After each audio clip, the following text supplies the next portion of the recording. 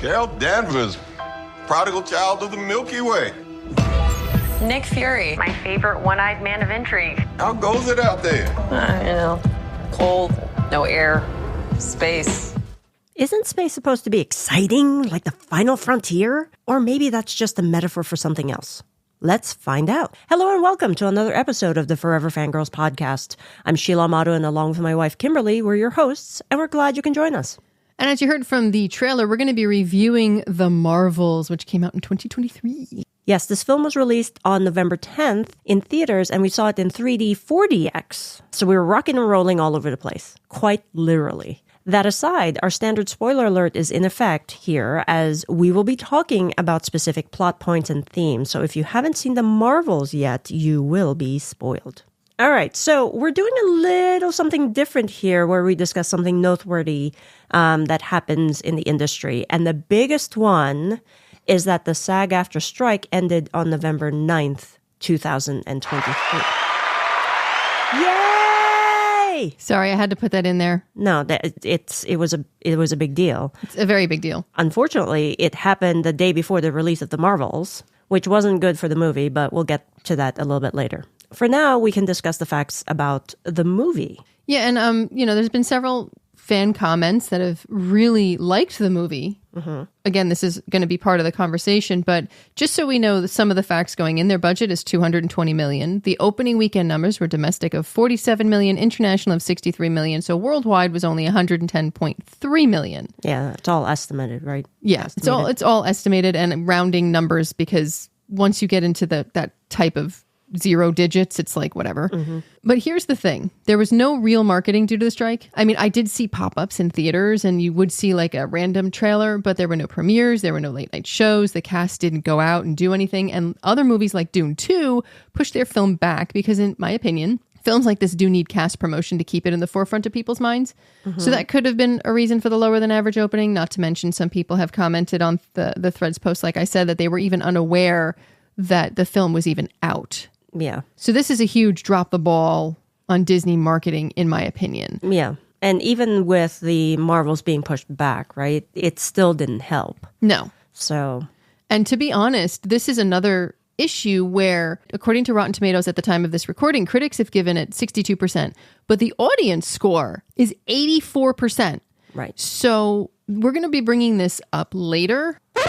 It's a very important point. To put a pin in it. Put a pin in, yeah. Just to that effect, Iman Vellani, who plays Ms. Marvel, actually has been doing interviews to promote the film since the strike ended. Yeah, so is Brie Larson. Yeah. And there was actually one Forbes article in particular that I wanted to highlight because she had quite an answer about the Marvel's disappointing box office numbers. So we'll share that in the link section of our site. It's a very short article, but I think a very insightful one. Yeah, so now on to the synopsis. Carol Danvers, a.k.a. Captain Marvel, has reclaimed her identity from the tyrannical Kree and taken revenge on the Supreme Intelligence. But unintended consequences see Carol shouldering the burden of a destabilized universe. When her duties send her to an anomalous wormhole linked to a Kree revolutionary, her powers become entangled with that of Jersey City superfan Kamala Khan, a.k.a. Ms. Marvel, and Carol's estranged niece, now Saber astronaut, Captain Monica Rambeau. Together, this unlikely trio must team up and learn to work in concert to save the universe as the Marvels. Yeah, so we find out why Captain Marvel was nicknamed the Annihilator, right? She essentially destroyed the Kree AI, which is their supreme intelligence, and it led to a civil war in the planet Hala, which is where the Kree lived. And so it left the planet on the verge of extinction. The big bad, named Dar-Benn, then goes on a quest to take resources from other planets in a desperate attempt to revive Hala. She does this by finding the matching bangle that Ms. Marvel has. And this is the impetus for Captain Marvel, Captain Rambeau, and Ms. Marvel's powers becoming entangled, right? So Dar-Benn then thinks that having both bangles will allow her to restart Hala's sun. And when she finally gets both bangles, it proves too strong and disintegrates her right before our eyes, and it causes a rift or a tear in the space-time continuum. And so Captain Rambeau closes that rift, but is trapped in a parallel universe while Captain Marvel and Ms. Marvel move back to Louisiana to take care of Maria Rambeau's place, which was Monica Rambeau's mom. And they are holding on to the slim hope that Monica will actually return. As always, let's start with the good of this film. Okay, so I loved the chemistry between Brie Larson, Teyonah Parris, and Iman Vellani. I think you were the one who actually said it in the theater. They carried the film. Yeah, I mean, they had to, obviously, because they are the three leads, but they really, you could have three great actresses and you could have a film as thin as this one. Okay. And not have a good outcome. But their chemistry, the way they played off each other, Iman Vellani, the way she, to me, is the linchpin here. It was fun. Yes, it was. Watching them on screen together is fun. And I think that was the point of the film, right? We're going to get into it later, but, given the script that they had, they were really very engaging, especially Vellani. I actually, was,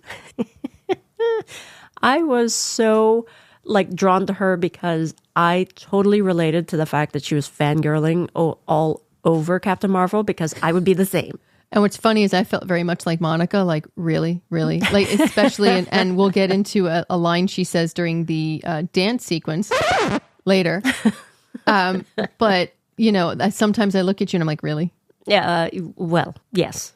It was adorable. It was. She really does play the character perfectly. I found all of them to bring across humanity within their superpowers. Because let's be honest, the one problem Marvel does have is these overpowered characters. Like Captain Marvel, who can bring Captain Marvel down? Like really and truly. I mean, she could have taken out Thanos, things like that. They do have this problem. And what separates them for me is humanity.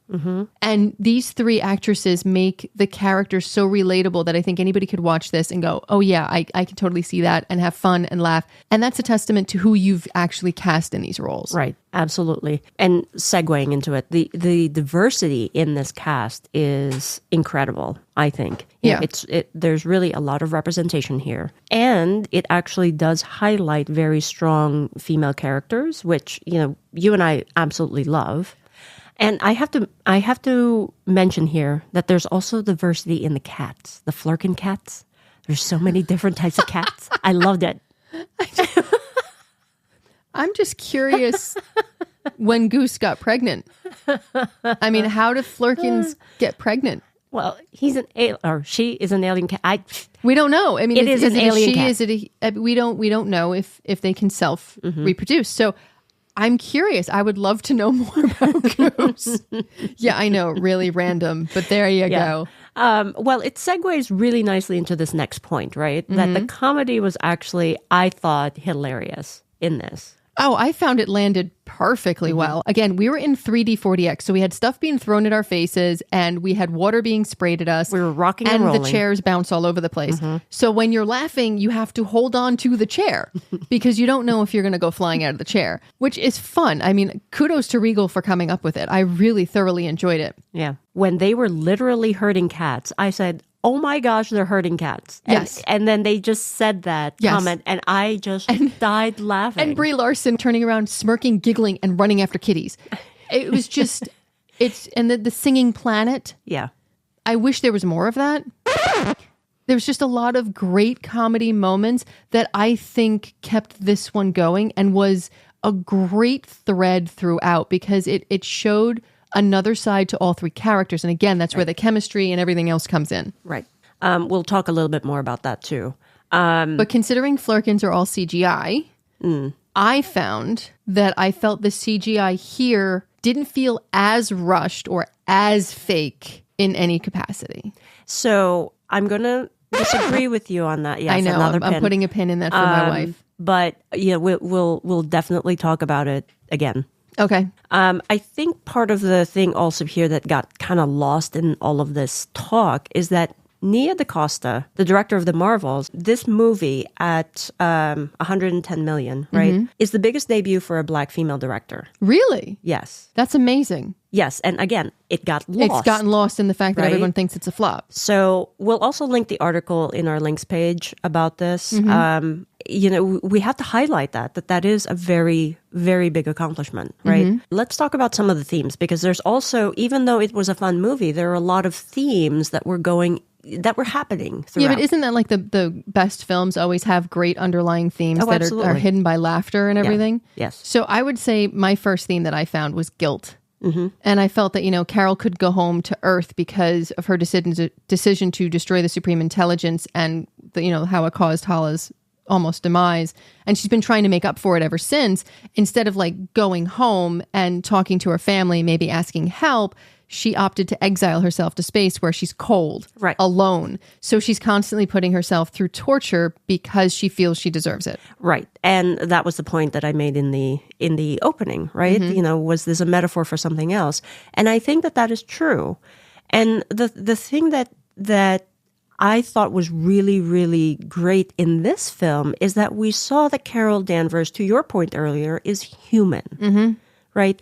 That she does feel these different things. Even though she could take Thanos out, she is still looking for family. She is heartbroken and guilt-ridden that she might have destroyed a whole planet. Yeah. Right?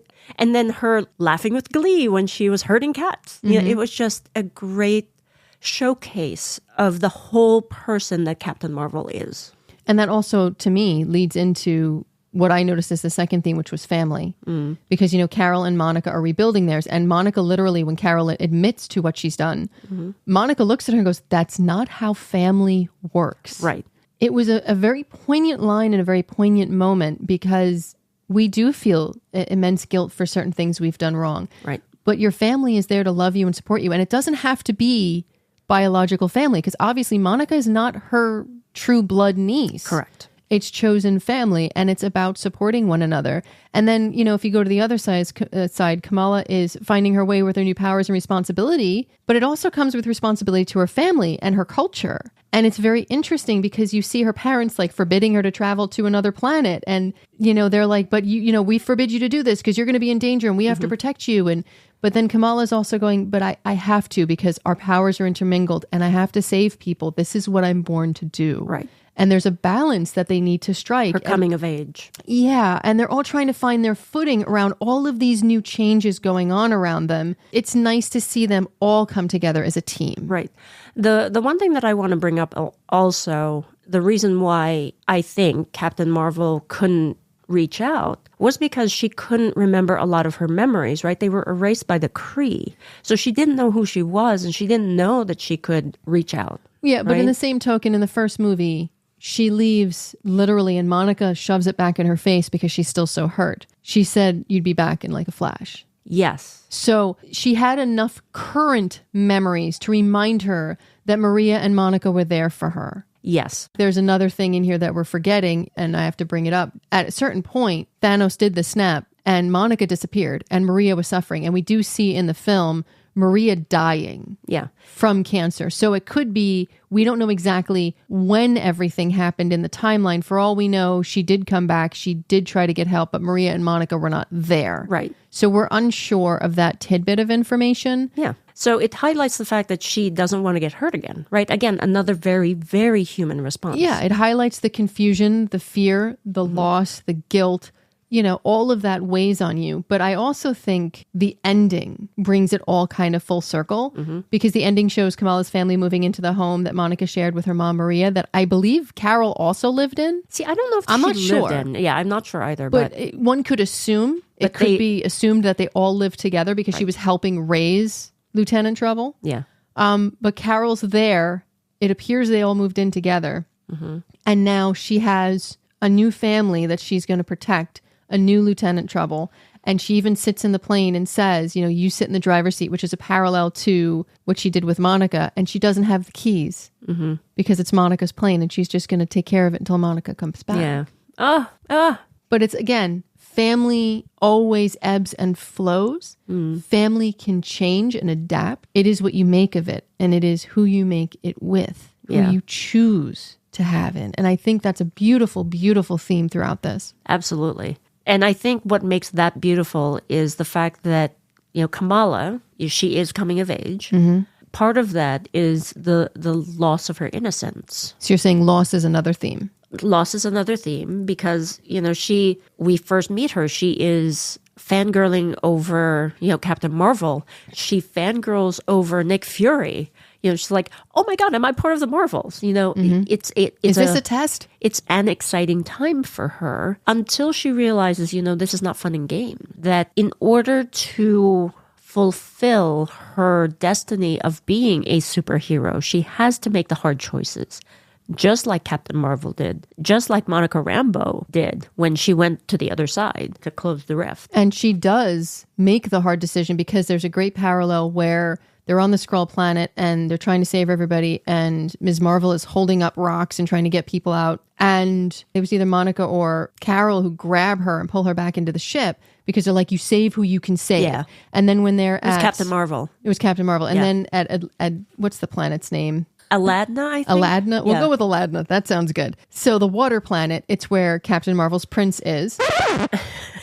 So on that planet, Captain Marvel's like, they're all alone. We have to stay and fight. And Ms. Marvel's the one who puts them into hyperspace. Right. It's that parallel where she realizes she could have just condemned the planet to die, but she had to do what she needed to do to save the universe. I think it was Spock who said the needs of the many outweigh the needs of the few or the one. Right. It is that heart-wrenching decision. Yeah. Right. Especially since this is a teenager making these decisions. So it's and really rough. It's going to lead to her guilt. And she's going to have to rationalize that as well. And that's where her family comes in to support her through it. Yeah. But I also think, if we're going by loss, Monica lost her mom to cancer, and they have these Skrull devices that make you relive your memories, and they're reliving a lot of Carol's memories, and they're trying to figure out because somebody saw the coordinates of where everything was, and so they're trying to relive it, and Kamala all of a sudden, Kamala did, and all of a sudden they're reliving memories of Maria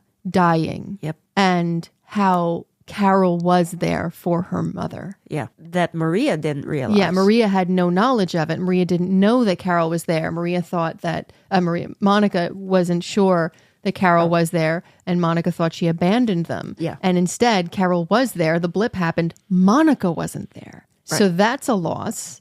And when she wakes up in the after credits scene, she wakes up to not only see her mother, because in all of the clips we've seen, it appears that whoever, whether Carol or Maria, they raced to the jet to take Marvel into the ship where they ended up being shot down by the Kree, and then they absorbed the power. Yeah. Blah, blah, blah. That's the story of the first one. Whoever won the race to the jet is the one who got the power. So in certain universes, Maria beat Carol. And so Monica wakes up in a new universe where there is her as a superhero, Binary. Yeah. But she's calling her mom, and Binary's looking at her like, who are you? Yeah. So not only does she find her mother again, but she's lost her mother. She found Aunt Carol, made amends, lost Aunt Carol, lost Kamala, lost Nick Fury, lost the entire department she's worked for. So she's lost everything. Yeah. She sacrificed herself for the greater good. Yeah. Carol lost Maria. Carol lost Monica. Yeah. Oh, gosh. Okay. I'm sorry. No, I cry at Disney movies. So I know you do. I get teary-eyed talking about this stuff. So we're just going to go right into the bad because we've been talking a lot about goods and themes. For me, the bad, and I know a lot of people argue about it, that it's unnecessary to consider this a bad, but I do think for the average viewer it is. Needing to see WandaVision for Monica Rambeau's story, Ms. Marvel, and Hawkeye to follow the film, because obviously Ms. Marvel, to understand Ms. Marvel's storyline and her origin story. Yeah. Hawkeye for Kate Bishop, who is in an after credits scene. Yeah, so I actually remember you telling me we have to watch Ms. Marvel in order to understand the Marvels. And I'm like, why? Actually, it was good that you said that we should do that, because otherwise I would have been very, very lost in this film. But also, if you think about how lucky are we that we have Disney Plus that we could do that, a lot of people don't have it. Yes. So I think, and I don't know if that was a Chapek thing to start intertwining series with movies so intricately. I believe that was actually, if I can find the article, I'll include it in the links page, but I think that was actually one of the reasons, because Chapek wanted to build up Disney Plus. You're telling me I have to put in a maximum of 30 hours of television time to watch a 1 hour and 30-minute movie? Yeah, and I don't have that kind of time. And you actually had to tell me who in the ending credits scene, who that was, because I never saw Hawkeye. I was totally lost. And I was like, okay, what was the point of that? Right? Yeah. So for me, in that ending credit scene where, I love seeing, what comes next and having an idea of what comes next, I was totally lost, which kind of put a damper on it, at least for me. It sort of did, had I not known who was what. As far as I'm concerned, this is a Disney problem. This wasn't a Marvel's problem. This was a Chapek problem. This should not have happened. Yeah. So what else? The script is quite thin. Because the script was so thin, it was even more imperative that the chemistry between the actors was so good, right? Yes. So that it carried the film. And had there been maybe a little bit more time, maybe, I don't know, like what you were just saying, a lot less Dependence on series. dependencies on other things, that maybe this could have been something better. And here's my simple thing. The villain was predictable and thin. The Captain Marvel, I mean, you've got a great thing there. Destroying the Supreme Intelligence in a civil war that followed, that led to near extinction on Hala. It's a blip of information. Monica and Carol's reunion and processing the trauma of loss, blip. Just like, oh yeah, you did that, you left, Right. you hurt, bye. Right. And then The Singing Planet, which was forced editing. There's an article, and if I can find it, they forced it to be trimmed down because they said it was a weak part in the film. But yet the audience is hysterically loving it. Yeah. So who is making these decisions, number one? We're going to put a pin in that. And I feel like they created a story to facilitate you watching a streaming service, and they did it to the detriment of amazing characters that were female-run characters. Yeah. And it just literally irritates the living daylights out of me. Yeah, because I felt like in that film, when we were seeing, the memories and the flashbacks of Captain Marvel, I'm like, oh my God, this was Captain Marvel that we, the continuation of her story that I wanted to see. And I don't know if they were catering to the trolls that had come out in force in the first one, but literally, how can you shove 3 strong female characters together in one film and not give them They're due. their just due? I guess that also adds to, the fatigue, because like you were saying, needing to watch 30 hours of a series too much. in order to understand, it's just, I'm tired just thinking about that. And that doesn't include all the movies. No, it doesn't. So it's just, and again, isn't that Chapek who was rushing things through? Yeah. I don't like what he did. He has left a scar on Marvel so deep, I don't know if they can come out from under it. Yeah, I think that's one of the things, and I'm going to bring a little bit of business psychology into it. A lot of people who are in those power positions don't quite remember that organizations are made out of people, right? If you don't treat your people well, you're not going to do well. There's so many different studies from the Harvard Business Review and all other established publications with studies after studies of showing people that you need to treat hardworking people fairly. Yeah, that goes with the strike too. Yeah. If they had offered a proper contract in advance, we wouldn't have such a weak release schedule right now. We wouldn't have television shows being pushed back so far. We would have had Marvel having proper marketing and proper trailers released with actors supporting and promoting so that people actually knew the damn film was coming out. Right. I'm just going to go into the next bad point because for me, considering all of this, it feels like it's the end of Captain Marvel as we know it, and it's a shame. It is. I think Brie Larson was amazing in Captain Marvel as Carol Danvers. I love her as the character. She brought it to life well. She did everything. And this film feels like the middle finger to Brie Larson to kind of kick her out. Yeah. And it's a shame if it's true. It irritates me because you can have Thor having 2 disastrous movies and still plan on more for him. And you can't allow Captain Marvel to have 1. Yeah. It's very sad. They don't know how to treat their female superhero characters. Let's be candid. Yeah. They don't. They don't. And the thing that we also talked about after we left the movie when we saw it was that the editing and the direction felt a little off. There were jumpy sequences, especially with the very harsh cut of the water planet. It felt like there was so much more there. And so my thing was, because it's no secret, I loved Barbie. That movie was phenomenal. And the comparison here, the reason why I'm bringing it up is because Greta Gerwig was allowed to explore her creative choices, right? And the movie was phenomenal. Barbie was phenomenal. I wonder if Nia DaCosta, if she was given the same creative licensing, if it would have been a different film. Now, I understand that, she wanted to keep it under 2 hours, but you and I feel like if there was just a little bit more time given to it, maybe it would have fleshed out a lot of the questions that we had. Yeah. And actually allow the film to earn all of those little things that should have happened, like the loss, like the backstory, all of that. It didn't quite land because there was something missing. Yeah. And again, that's a Disney problem. Yeah. All I'm starting to point out are problems that DC and Disney have that are the exact same. They don't respect or allow proper stories for their female-driven characters. If you bring up Wonder Woman, I'm going to turn around and go, the only reason Wonder Woman actually came into her powers in the first movie is because she lost Steve. The second whole movie is about Steve taking Coming over back. someone else's body, and she's in a romantic relationship with someone who is not willing to be there because Steve has taken over his body. Yeah. Like, wrong message sent there.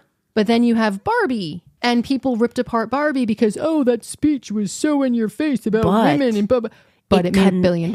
It connected to women because Bingo. It connected to men. Men were going with their girlfriends because they said, there's truth in this. Yes. So figure it out, Disney, because you're losing, horribly losing. Yeah, and if we're fangirls of Disney and we're saying this, it's a lot. It's a very big problem. Okay, now the final point that I wanted to bring up in the bad is that I didn't agree with you with the CGI. I think are we doing the? Yes, I think that there were certain scenes, especially with Captain Marvel, where she was flying around and she was landing, that the CGI was like, okay, that someone missed the ball there. Now, your point about the cats, yes, they're very cute. They're very close up. But in the far scenes where Captain Marvel is flying around, you could see that the CGI wasn't there. But compared to She-Hulk, compared to Love and Thunder, the CGI on this is much better. Felt like I was watching Endgame. Yes. So I can see, and you're right, it isn't as good as it could be, but I can't fault the company behind it. I have to, again, fault Disney and Chapek for pushing. Yep. Okay, I think that's enough of the bad. Oh my lord, yeah, I think it is. Okay, so how about let us go into the cute? Okay, go ahead. Let's go into the cute. Okay, like I said earlier, Ms. Marvel fangirling was so adorable because that's what I would do. Oh, with the twinsies and the finger guns? Oh my god, yes. So going off that, when they're on the singing planet and Monica asks Kamala if she's getting fan fiction ideas from the dance sequence. And then Kamala goes, yeah. And Monica goes, how many pages? And Kamala's like, so many. Yeah. And then I looked at you. I'm like, yeah, you the writer. You. Yeah, that would be me. I would be coming up with. And the funny thing is, I'm in my head going, oh, totally could see a lot of fan fiction writers coming up with right. stuff. I was howling in the movie theater when Memory started playing and you had cats all over the place. The Flerkens eating people. To save them. To bring them to the planet so they didn't die. Yeah. My mother came with us and she was howling. Oh my God. That was just absolute genius. See, again, funny comedic moments that fleshed out sides of the film. Seeing Kate Bishop and Ms. Marvel act like Ms. Marvel act like Nick Fury in that after credit scene. It was a really nice flashback to me of when Nick Fury enlisted Iron Man for the first time for the Avengers. See, because I didn't know who Kate Bishop was, it was lost on me. But okay, it's so a good thing for me. cute. It feels like the beginning of the soft reboot, which I keep hearing is happening, which again is leading to the feeling of Captain Marvel not being there anymore. Well, I loved, because I did watch X-Men, when Beast came on the screen. I'm like, oh, Kelsey Grammer. yes! Yeah, and it was full CGI, not the costume. Oh, was it? Yeah, you couldn't tell, could you? I That's know. why I said the CGI looked better. I could not tell. So he was a full CGI Beast. The inner kid in me who saw the first X-Men in theaters back in the day when dinosaurs walked the earth was like, I squeed. Yes. I have questions. Can we go into questions? Sure. Okay, so I have a question. And I don't know if it was deliberate, but we know Kamala is a mutant because at the end of her television series, in case anybody doesn't know, you hear I think it was the 1990s X-Men theme. See, you pointed that out. I missed that. I missed that, and you pointed it out. I watched the cartoon. So, so anyway, we know she's a mutant of some kind. So she can handle both bangles. But did you notice at the end when she's getting off the plane where she's very upset and she's telling Nick Fury that they lost Monica, she's only wearing one bangle? I don't know if that was deliberate or not. Oh, I did not notice that. It might have been a continuity issue. That's what I'm saying. Is it something that maybe she can't wear both because it's so powerful that she doesn't want everybody to know how powerful she is? Or is it literally just someone on a little checkboard forgot to put the second bangle on? Yeah, who knows? But then again, I didn't notice it, so. That's just me. All right, so I think that's enough for our discussion. Oh my goodness. Is it? Yes. So now it is time for our Forever Fangirls rating. Drum roll, please. In case you didn't know, we rate The Marvels 4 stars. Yay! And I know, after all the bad, why did we give it 4 stars? We'll get into that. But first, can it develop legs for success or, flop or not? I think it can be successful in the long run. It's not going to be as high as the first Captain Marvel film because I think that was early on. And I think that people as a whole are getting kind of like, ugh, as the MCU. And I think that was riding high on Avengers Infinity War, I believe. It was right before Endgame or it was right after Endgame, but it was riding that high. So I think that helped. But word of mouth here 100% matters. And I think it's going to help the film along. Like we said, the audience score is about 84% at the time of this recording. It proves that the film is connecting with fans. The problem... And we're going to go back to that scratch, which I have to find the sound effect for. There you go, folks. Here's the problem for me. Poor marketing. Poor trailers, because the trailers were not great. They didn't tease anything. The last trailer, which was released the Monday, I think, before the film even came out, was the best trailer. So no, I don't think it's a flop. I think it will follow the Elemental route, where it will make its budget, but it will take time.